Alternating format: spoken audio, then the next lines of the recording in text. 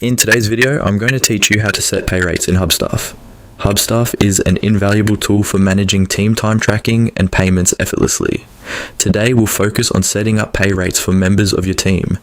Whether you're new to Hubstaff or just need a refresher, this guide will help you set up pay rates with ease.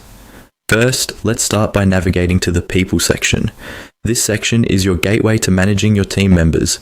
Simply log into your Hubstaff account and, on your dashboard, you'll see a menu option labelled People. Click on this option to proceed to the next step.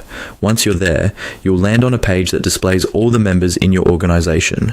You'll notice that this page is organised and well laid out so that you can easily find the information you need. Next, you'll want to focus on the payment settings. To do this, look under the Payment column. This is where you can see an overview of the payment details for each member on your team. Now, you might want to set or adjust a member's pay rate. To do this, click on the pencil icon located beside the pay rate section of the member whose pay you wish to edit. This icon indicates that the section is editable, and clicking it will allow you to make the necessary changes.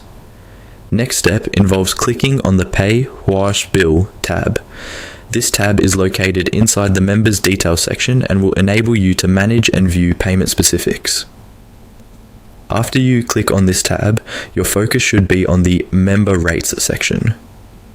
This area is dedicated to managing all the rates associated with this particular member. Once you've identified the rates section, the next task is to edit the pay rate as required.